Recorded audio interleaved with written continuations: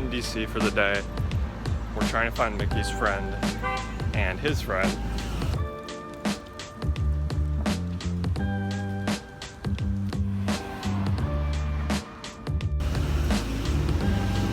We're having some trouble.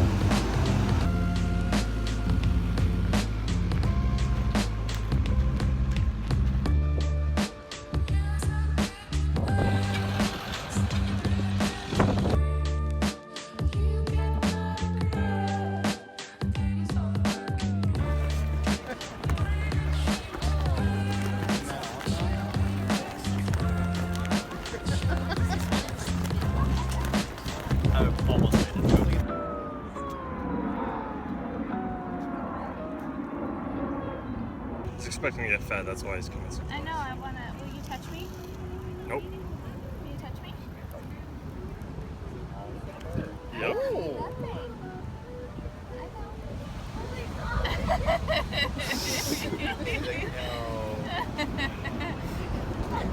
I got one.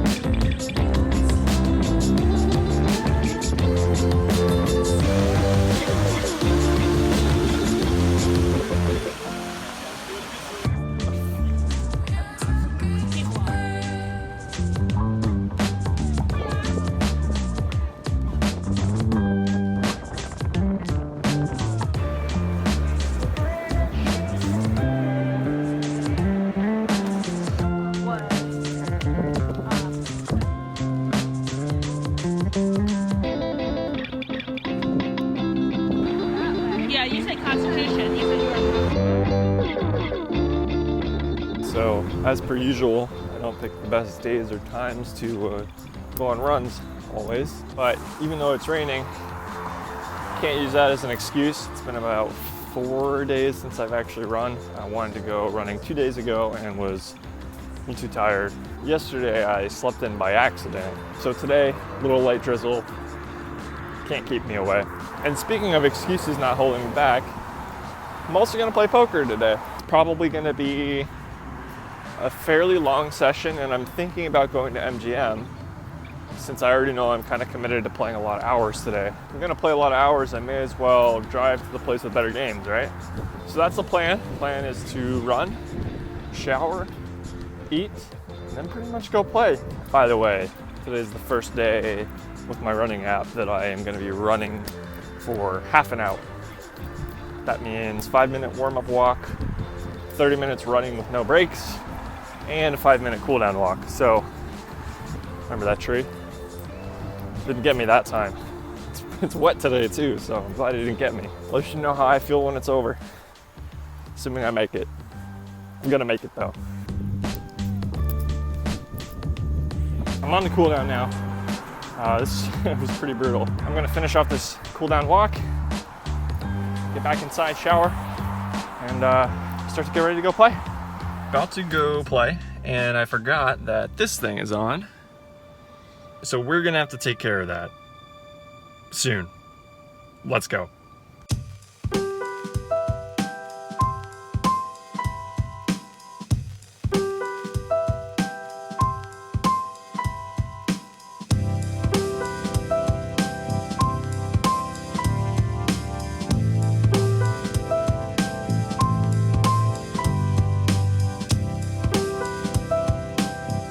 I skipped the filling up gas part for you guys because I figured that might not be the most interesting part of my trip here. But you know what they say, it's hard to run good if you're running on empty. I don't think anybody says that, but maybe they will now. You know, let's get it going, you know? Hard to run good if you're running on empty. Let's go.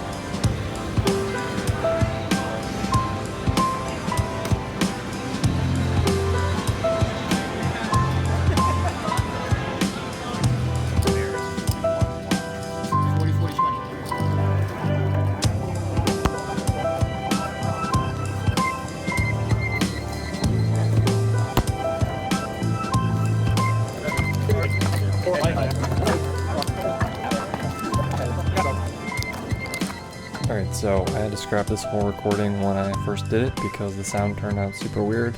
So I'm doing it all again, just for you guys. So I decided to play 1-3 in this session. I like the buy-in range, it's 200 to 500, so it gets you kind of out of that smaller 1-2 game where people can buy in for just 100. But it's also not as big as the 2-5, and I think a lot of the kind of more regular players sort of stay away from it, just because they only play 2-5. They think of themselves as 2-5 players. So I decided to check it out and try to get into some fun hands. This first hand, middle position, raises to 15. Cutoff calls.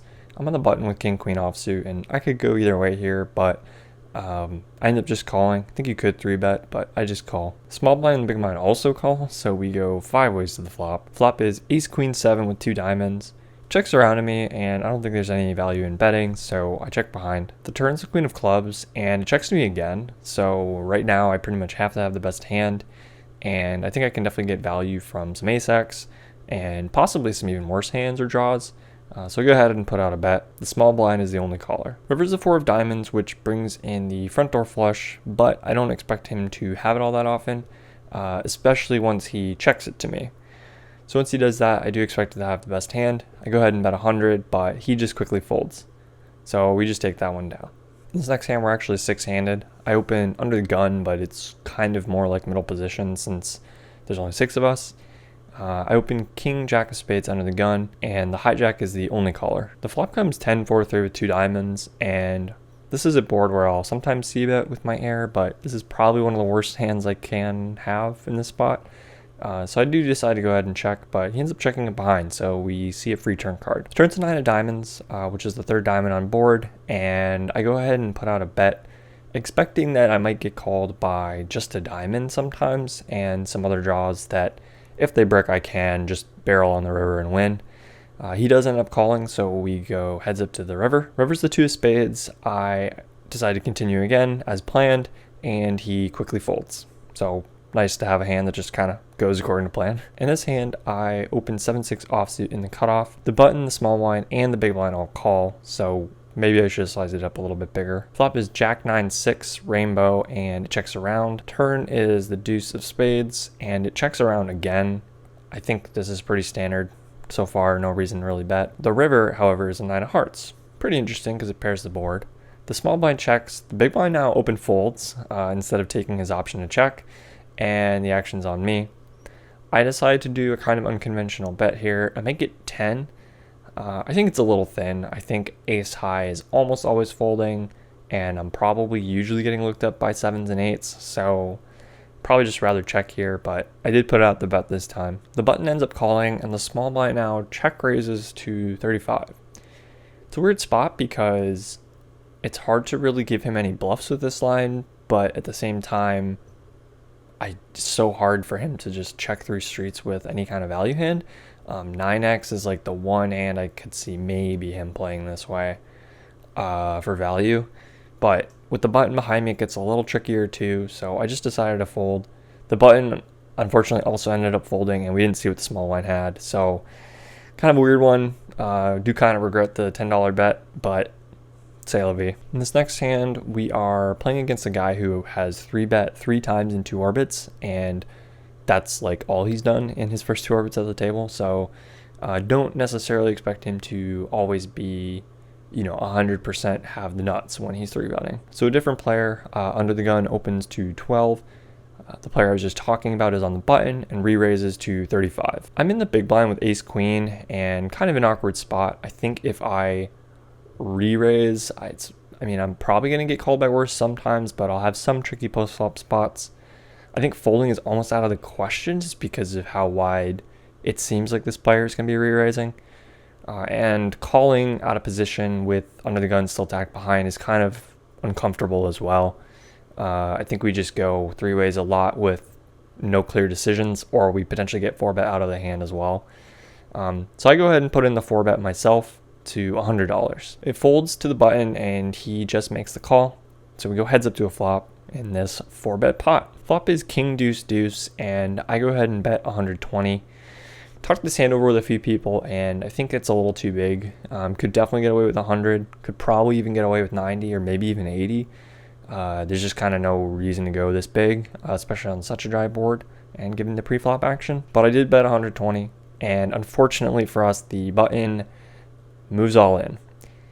So obviously I can't continue here. I do end up letting it go, and he shows us pocket queens like it's the nuts. So kind of weird spot. I don't know if I love how he played it, just because it's really hard for me to ever stack off with worse than queens. And I guess he's technically denying me a little equity when I have a hand exactly like I have, but I mean, I have 3 outs with this hand, so it seems a little bit weird to me for him to jam it, but I guess he also doesn't want to have to call off on the turn. Anyway, he takes it down, and we go on to the next hand. In this hand, I have queen 9 of clubs in the cutoff, and I raise it up to $15. The button and the small blind both call, so I go 3 ways to a flop. The flop is jack 6-5 with 2 clubs, and the small blind now leads into us for $30. He has led before for larger amounts with very strong hands, and for kind of smaller and medium-sized amounts with weaker hands. So based on his sizing, I don't think he's like super nutted. I think he probably has 1 pair usually. Sometimes a draw, but usually something like a jack, maybe king jack, queen jack. So rather than trying to get him to fold that kind of hand, I just call. The button ends up calling too, so we continue 3 ways to the turn. The turn's a deuce of diamonds, doesn't really change anything. I guess 3-4 technically gets there, but that's it. The small blind leads out again, this time for 55, and kind of for the same reason that I didn't raise the flop, I decide not to raise the turn. I just go ahead and call. And the button now folds. River's the 4 clubs, so it brings in our flush, and there's a 1-liner to a 3 now, but that shouldn't be too relevant. The small blind now checks kind of as expected, and I put out a bet. I stick out 185, but he's only got about 110, so just 110 in play. He tanks for a while, but eventually says, I've got to see him, and he calls. So obviously my hand is good, and I take that one down. Definitely nice to get there, continuing the streak of just making made hand after made hand. This hand, I've got black pocket kings under the gun. I raise it up to 15, and the hijack makes the call for 15, and it folds to the small blind, who is the guy from the ace queen and queen queen hand, and he now bumps it up to 40. So pretty small re-raise. Hard to really put him on something, but given that he had queens before, I do expect him to be a little bit tighter than what I'd thought in the previous hand, just kind of getting to finally see a showdown, finally getting to see what he had in that other hand. But I've got pocket kings here. I definitely think a 4-bet is in order, and I go ahead and bump it up to 140. Now this is where the hand gets kind of interesting.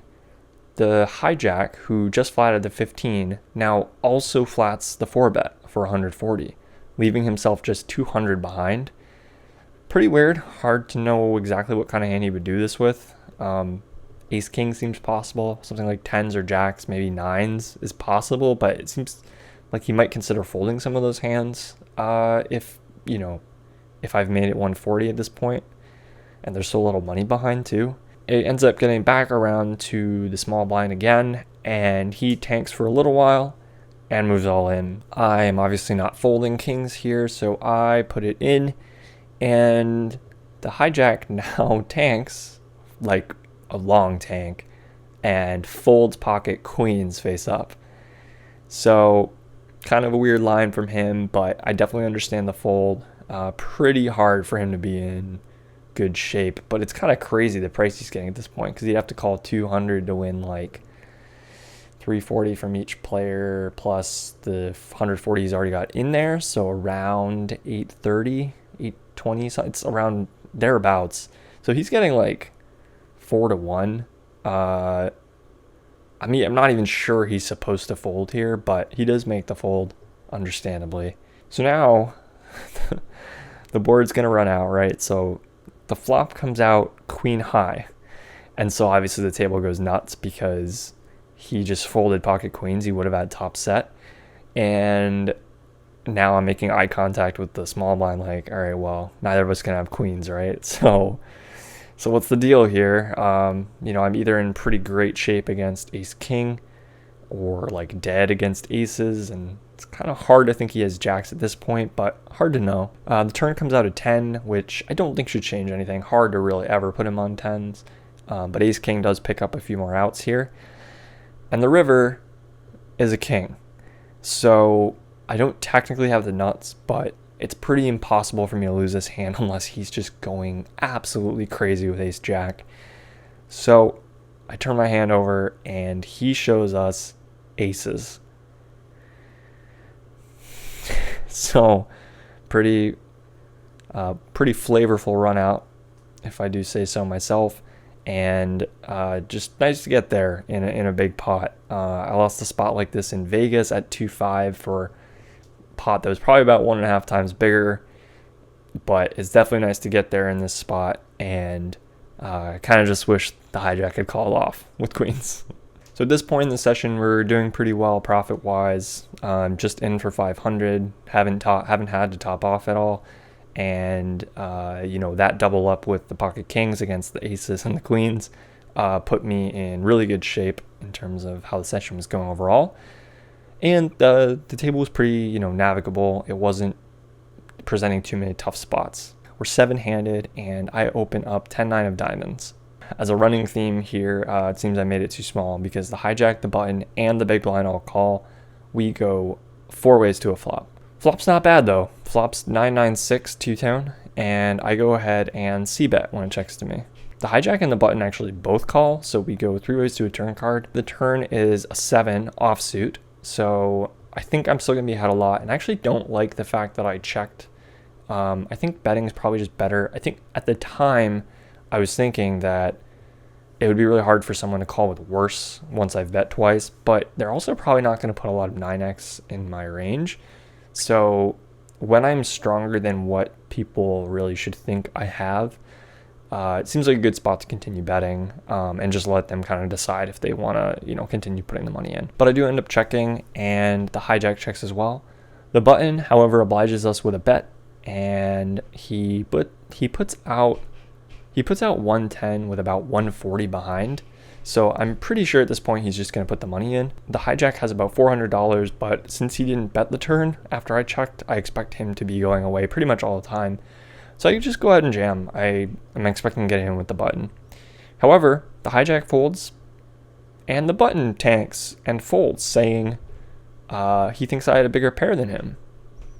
So somehow he put me on just an overpair, and I don't think I really ever play an overpair this way, but I guess I lost some value there. If he really did have 10s or jacks, I think it's a tough spot. I mean, I understand his bet. I think it'd be okay to check it back too, though. He's kind of just at a weird stack size, so it's a kind of tough decision for him, I think. So in this hand, I'm in the hijack with 6-3 of clubs. I make a little bit of a light open here, but I think it's okay given the edge I think that I have post flop. However, I do think I should be making it a touch bigger just because going multi-way with this hand is kind of annoying, makes it a little bit harder to navigate post flop.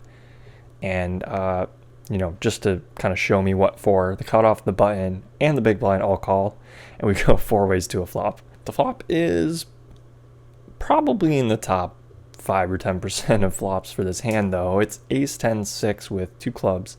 So we flop bottom pair and a flush draw. It checks to me, and I think it's close here. As a pre-flop raiser, I do expect this board to hit me more than the other players in the hand. And because I have so much equity against pretty much everything, I do go ahead and decide to c-bet $35. Only the button calls, so we are going heads up to the turn. This is also the player who made that weird check raise on the river in the 7-6 hand on like the Jack 9-6 X9 board. Kind of need to keep our wits about us against him. The turn ends up coming an offsuit 7, and I decided to check here. He ends up betting 70, and I think this is a fine spot to still make a call. I wish it was a little bit cheaper, but I think very occasionally I'll be ahead to like a gut shot or a better flush draw, and sometimes I am behind but have a ton of outs, so I'm definitely not folding yet. I'm gonna call here and see what comes on the river. The river ends up coming the 4 of spades, so our draw does not come in, and I decide to check. I don't think there's really any way we can just bet here and try to accomplish anything useful. The button now tanks for a long time, and he ends up finally checking behind, and my hand is good. So it's good that I was kind of roughly where I thought I was at in terms of him having, some hands that we were still ahead of, and, some hands that we are not ahead of. And also good to know that he checked back a hand that we beat. In this hand, I open King, Queen of Spades under the gun. We are 7-handed right now. The cutoff re-raises to 45 and it folds to me. Don't love the spot. This just isn't a spot where I expect this player to be super wide, but I have a really playable hand, so I do end up continuing. The flop comes ace high, ace 4-2. And I check to him. He ends up checking it back, which could mean anything, really. I mean, he could be checking a monster like aces. He could be checking kings or queens, just trying to get to showdown. He could also have something like ace-king. So we don't really know yet, I would say. He turns a king, and I check again. Kind of impossible to get any value, I would think. He bets 55, and I begrudgingly make the call. I think we'll be ahead just enough of the time, but I'm almost always check folding river unimproved. It's just a weird spot because we now block so many of his really good hands like aces, ace king, pocket kings. But on the flip side, does he really bet queens and jacks on this ace high board with a king on the turn? Kind of hard to know, and I don't think he has like random suited connector type bluffs, and if he did pre-flop, he'd probably just bet the flop anyway. But I do end up calling. The river's a 3. I check. My opponent also checks it back again and shows ace-9 for the win. So definitely continuing the streak of making big made hands. No shortage of run good in this session. That kings against aces against queens hand was absolutely insane, and obviously propelled me up to the winning session that I had. And man, it's good to win 7 sessions in a row, I gotta tell you.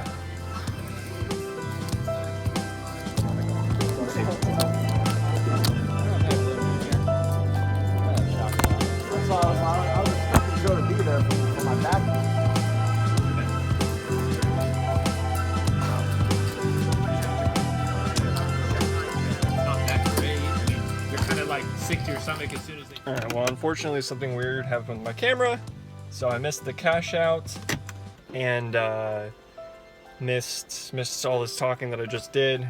But in for 500 at the 1-3, out for 1640. So that's profit of 1140, and the 7th win on the vlog. Feels good to string some of these wins together, I gotta tell you. Game got pretty good, and I got called for 2-5, but I decided to stick around the 1-3 just because the game was good. And yeah, just hard to really complain with the result, I'm gonna drive home. I didn't actually eat dinner, so I think I'm gonna just pick up some fast food and call it a night. Let's go.